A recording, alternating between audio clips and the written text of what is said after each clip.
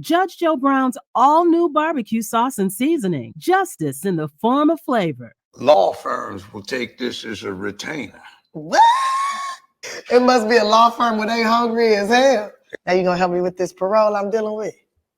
Judge Joe Brown's all-new barbecue sauce and seasoning. Justice in the form of flavor. With one taste of our premium blends of all-natural ingredients, herbs, and spices, you'll fall in love with meat all over again. Judge Joe Brown's all-natural barbecue sauce collection is made up of 2 zesty flavors, original and spicy. There's only one way to bring order back to barbecuing. Just add Judge Joe Brown's all-natural barbecue sauce and seasoning, and you be the judge.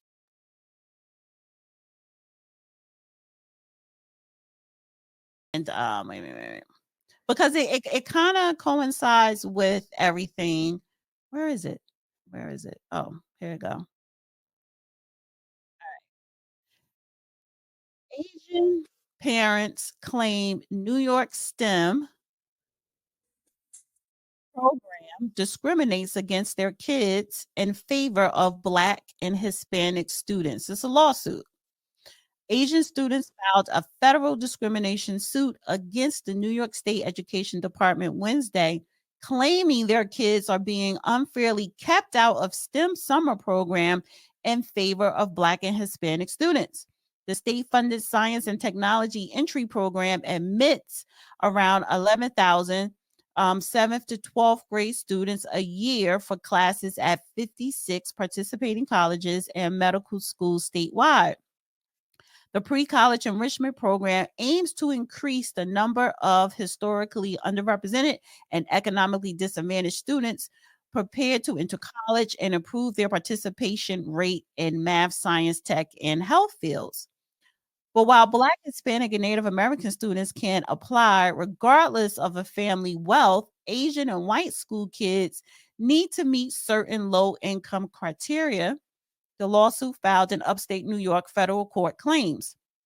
In other words, the Hispanic child of a multimillionaire is eligible to apply to STEP, while an Asian American child whose family earns just above the state's low-income threshold is not, solely because of her race and ethnicity. I wanted you guys remarks on that. So I'll start with you, Mark. So if you remember, it was the Asian community that worked to get rid of affirmative action. See, they want to have their cake and eat it. They want to separate themselves until it's an opportunity for them to benefit, right?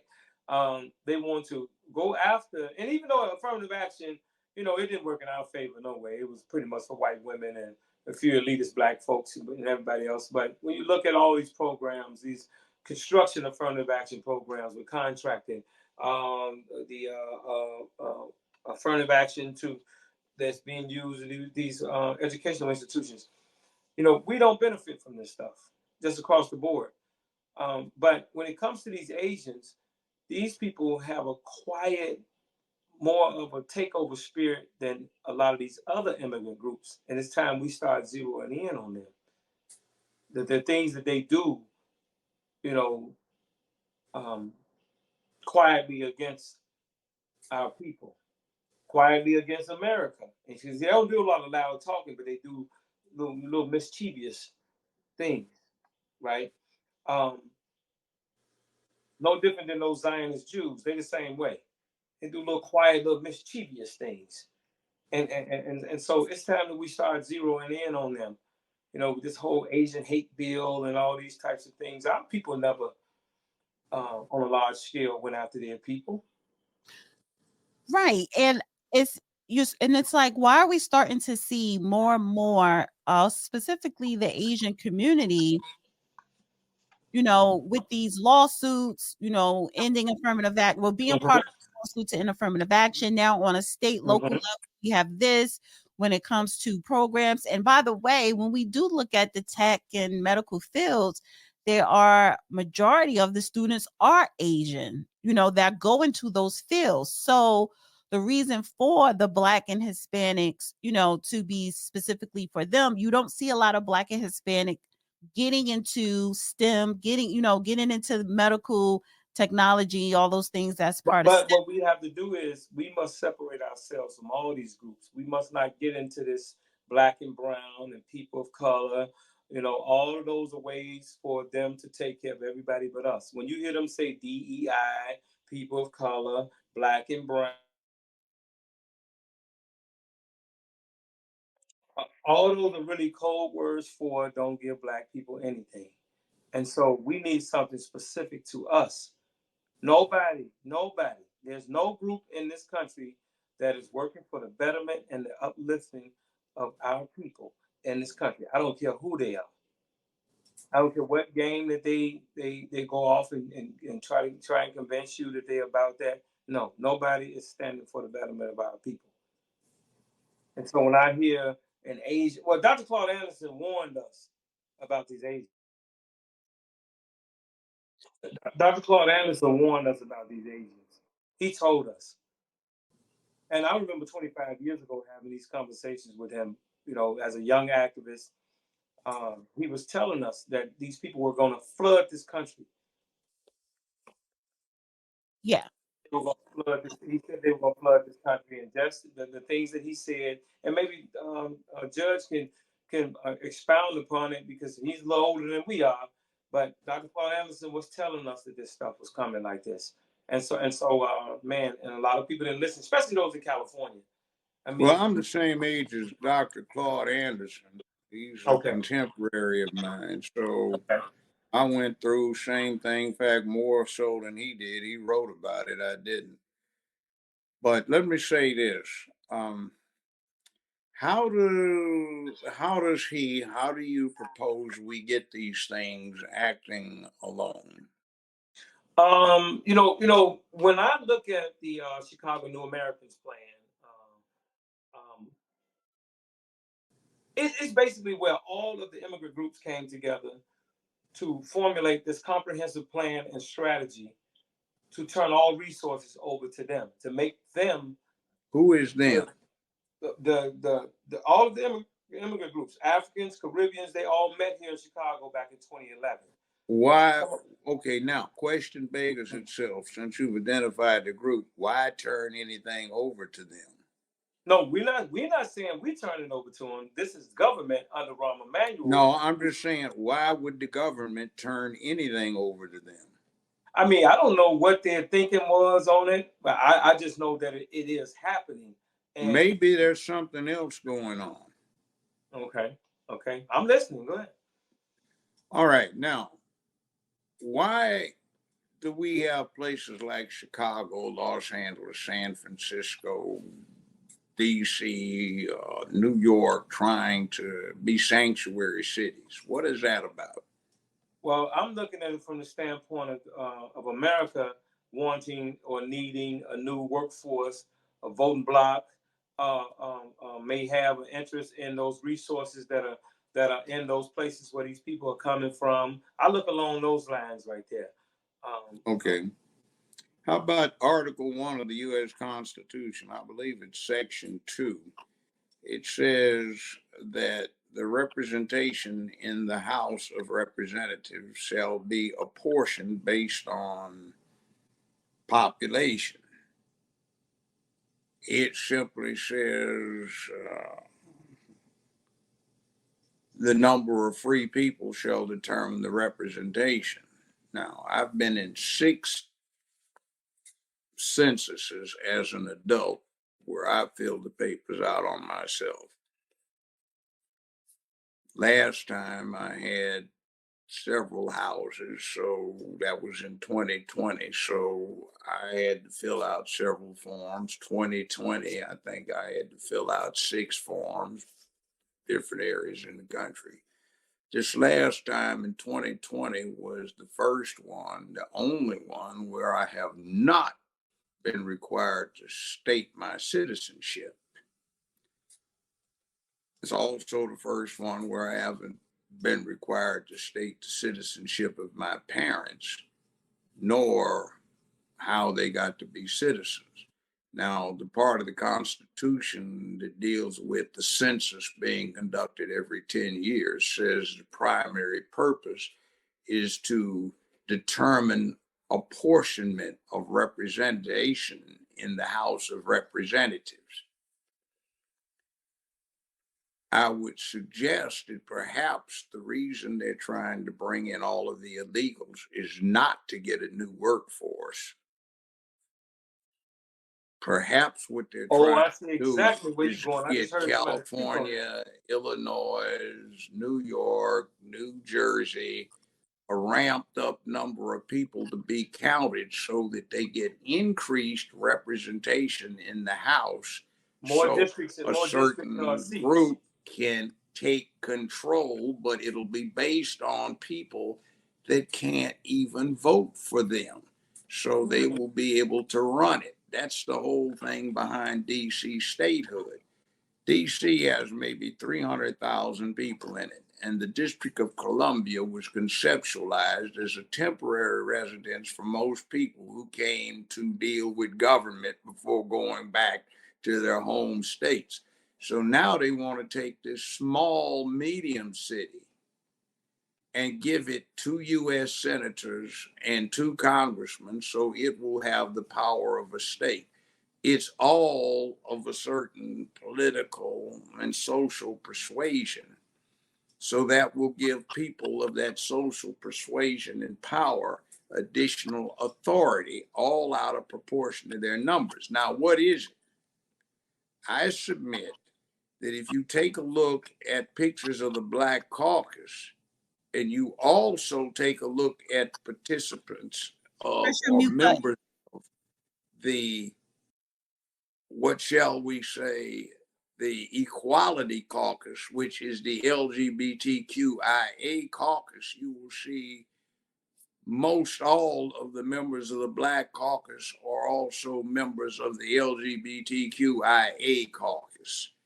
So what you're getting is a group that's trying to impose forcibly its will on the country.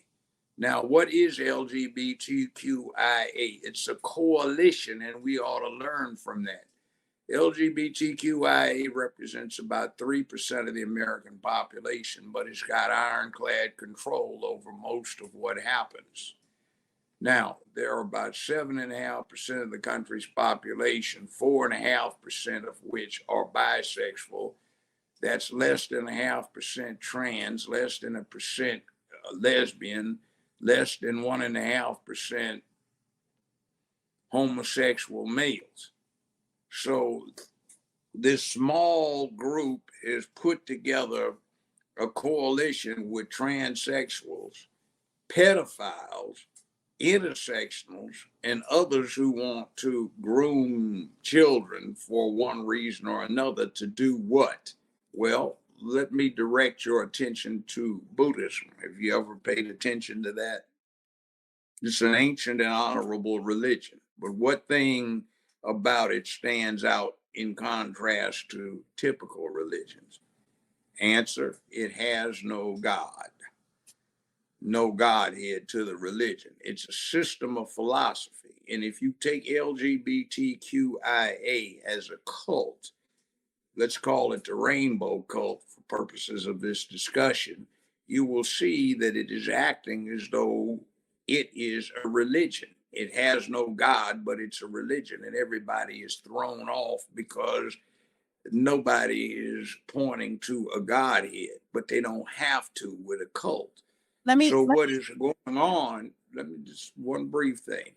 This cult, with the zeal of its crusaders and advocates, is forcing itself to become the official religion of the United States. You can't put a Christian nativity scene in the city hall, Chicago, whatever. You can't put it in the courthouse. You can't put the crescent and the star. You can't put the 6-pointed Jewish star. You can't put the symbol for Hinduism in there. You can't put the symbol for Buddha in there. Right.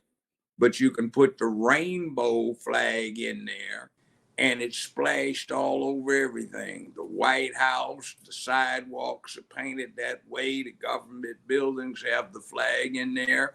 They forcibly impose it on the students in school, 6 hours a day, 5 days a week, from preschool all the way up to 17, 18 years old. They're making new converts to this new religion that the United States never allowed as per the Constitution before. So now that's what may be going on and why it makes no sense, because this religion is about there being no rules, no All right, shame, so we got to no guilt. let's bring it back to the topic.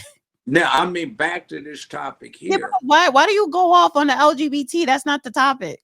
because it's the tactics, and I studied propaganda from somebody that No, I actually mean, ran the propaganda correlate department that. I'm for the asking. KGB. I want you to correlate So that what I'm to doing the is, article that I brought up. well, I'm trying to give, yeah, well, the article you brought up is exemplary of something that is interesting. The propaganda tactic is to take something that's big and narrow it down, so the expectation is there's supposed to be one thing that causes it. It All right, may so be, but you obscure it. So right now we have had 50 years of this propaganda effort. So we think in terms of the 5 to 15-second soundbite to explain stuff people study for years and read a lot of books to get a grasp of. all right, So but what you're facing in Chicago, when we were talking about the sanctuary city, this problem you have right now with Chicago is we've got a political party, the Democratic Party, the Blue Party, that has been captured by this new religion, and it's being used to impose itself on the country. And we are trying to get as many people into Chicago and Illinois and California, New Jersey, etc., as is possible, so that these states will be able to get extra representation in the House, in Congress, so that they can control the country to impose this further. Their main objective is it is a religion that seeks to emasculate the country, which is one of the reasons we have so much violence in Chicago, Los Angeles, Washington, D.C., Philadelphia, Baltimore, and now Memphis is the murder capital of the United States. And the new mayor, 36-year-old black man, the chief of police, a black female, the sheriff of the county, a black male, are, guess what, trying to make Memphis a new sanctuary city. so going back to the article of the New York Post, right? Where is it? That thing is a distraction. You know why it's a distraction? Why? Because we are paying attention to what the Asians are doing. And what the Asians are doing is doing stuff that alienates them from the rest of us. Because this propaganda thing for the rainbow cult is to get us to believe that it is appropriate and expected for somebody to give it to us. We are expected to want someone to deliver us something. And what's going on is we get participation ribbons, entitlement ribbons, all kinds of stuff where you get supported, you get the welfare state. And so people don't organize to do something about it. We get mad at the Asians doing something. Now, what they're doing is going to be very interesting, because the Constitution somewhat openly and strongly forbids any one group getting favored over another, unless it is a group that others can become a member of, which becomes the problem. Now, you're getting coalitions, and we are looking at what happened with one coalition: lesbians, gays, bisexuals, transvestites, then the questioning, that's the Q, then the intersectionality, that's the I, and then the rest of it with A, all together put in, and they get a coalition and they're running the country. So what you don't want is people to put together coalitions. Now, back in the 60s, we put together what we call third world coalition. Black folk, brown folk, red folk, yellow folk, and if somebody who's white folk wanted to get involved, Students for Democratic Society, for example, you could influence by power, which was not being nice. It was burning stuff down, blowing stuff up, wrecking stuff. It was doing physical harm to people who resisted what was sought. It was gangster. You could So jump in at any time, Mark, because I know, just unmute when you want to speak. what happened is that we put this coalition together, and the propaganda thing now is setting up stuff where they don't want this coalition. Now, this bit that they're talking about with affirmative action is interesting, because when we conceived of affirmative action, That article is not affirmative action. no, but the brother brought it up here. Oh. So he brought up affirmative action. What you're calling affirmative action is not what it started to be. It was something entirely different, and it was based on this. You don't have blacks or other minorities in schools, but every school from high to low had exceptions for athletes. And generally, it said admission would be based on a competitive assessment, a grade point average, aptitude test, and or other factors that indicate an ability to succeed. So they were applying that last factor as part of regular admissions to athletes. So we said you need to apply it to black folk, brown folk, red folk, yellow folk. So everybody got together and we applied pressure, vigorous pressure. But what happened is when they put it in place, you got some punk Negroes at the University of California, Berkeley campus, who wanted to get into medical school. And they set a thing up with this student named Baki. And they engineered a thing that said, well, tell you what, we don't want that other factors because that's a political test. So what we want is the main consideration is supposed to be black. We said you can't do that because they'll strike it down eventually. It may take decades, but you're ruining it. So make it race neutral. Just say people who have overcome a lot of adversity. And when you described and defined the adversity, you are putting race there without saying it. You're getting there without having to go through the front door getting there. So they said, no, we want it so even if our grades don't have the same level, our aptitude tests don't have the same level as white students, we want to get in. And it's not fair to us who come from upscale families who've been in frats and sororities and partied, and we deserve these positions because we are so nice, and we don't care about black folk. We just want to blend in. Then they set that up and they put in place what was inevitably going to be a finding of reverse discrimination, which is what these Asians are doing. They're also setting the Asians up so when they do come up with a sop to us about separating themselves out and putting in place reparations, they're preparing the Asians and others to attack the reparations. Well, which side is preparing the Asians to attack reparations? The LGBTQIA rainbow cult. That's what they're doing. So the people on the left. Yeah, it's a manipulation by the blue. Wait. The propaganda and what is being put out there is the people on the right are the ones that want to block reparations, but the truth of the matter is the left. Yeah. See, here's the problem. How do you determine reparations? They had this clown show in Congress about 4 years ago where they went through 2 weeks of having studies to see if they should set up a study of reparations. Now, the same Black caucus that you saw doing what they were doing, most of the members of which are part of the gay caucus, or LGBTQIA, they call it the Equality Caucus.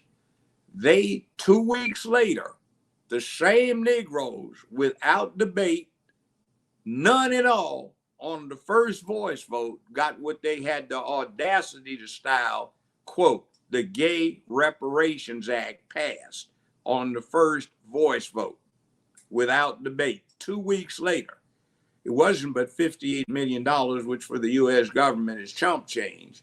You can't even buy a fighter plane for that now. And what it meant is an open-ended thing that dealt with denial of insurance benefits to gay couples.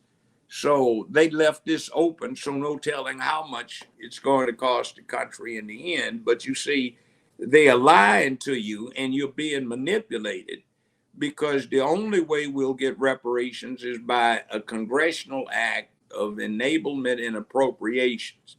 It'll have to be signed off by the chief executive. It'll have to survive individual challenges like you see with this Asian group, and by at least 26, 27 states are going to file an attack against it. So it's got to survive that. The next point is the internal fight that's going to occur is who's going to get it. See, by any metric, you would not get it for Barack Obama. The vice president, who's faking being Black in the first place, Miss Cum Queen Harris Imhoff, is not going to get it because they have no connections, or do they? So you see, there's going to be a big problem with who's going to get it. How much is it going to be worth to the individual? $500,000 apiece? Well, if you take the prospective collectors of $500,000 apiece, it winds up to a nice, tidy $14 to $15 trillion. What's that? Well, the entire gross income of the United States for, let's say, 2017 was only $19.4 trillion. So in other words, you'd be giving 3/4 of the national income to the Black folk in one lump sum. Or do you? Do you pay it off in installments? Or do you come up with some in-kind something? So what's going to happen is they set up a fight. And the fight will not be resolved, so it's a showpiece thing. Meanwhile, you will be getting more illegals in to stuff the country's populations in certain areas so that the rainbow cult religion can get further control. Show you how that works real quick. I want to know if Mark wanted to comment. Yeah, well, I'm going to shut up for a long time and let him take the stand. Look, do you remember your mama telling you that if you didn't go to church on Sunday, you couldn't go anywhere else the rest of the week? Remember that? Okay, now, you sat there bored as you could be, wanting to be somewhere else, but you, by the time you got 6, 7, 8, 9 years old, you were a staunch believer. Well, what they're doing is they're taking kids from preschool all the way up to the 12th grade, from say 3 or 4 years old, all the way up 17 or 18, and they're not sitting there one day a week suffering through it. They're there 5 days out of the week, every day for that part of their lives, 6 hours a day, getting propagandized by this new religion where they got the rainbow on the wall, they're putting it in their heads, they're grooming them for sex, they're telling them it's okay to kiss each other if they're boys and girls, you don't need the opposite sex, you have no duty, no honor, no responsibility, no accountability. It's up to somebody to take care of you from when you got out of the crib to when you get put in the coffin. You're entitled to this, you're entitled to that. Nobody should embarrass you. Everybody should protect you. So by the time we get through, we have a country converted to this mess. And you can see it. And this is the last remark I'm going to make. By listening to what we don't get to hear, which is what the Russians are using to justify why they're in the Ukraine. There are basically 4 things. 1, Ukrainians are asking for the Russians to come in because they want to become part of the Russian thing again, which they have been for a long time. That's one. Two, they're trying to fight sex trafficking, which is what they need to do because it's rampant over there. Three, Nazism is arising again, fascism. And four, they're trying to save Europe, Eastern Europe, from the encroachment and the imposition of this LGBTQIA rainbow religion. And we don't even get that. They hide it, but that's what the whole big fight is about. So they ain't know what the data.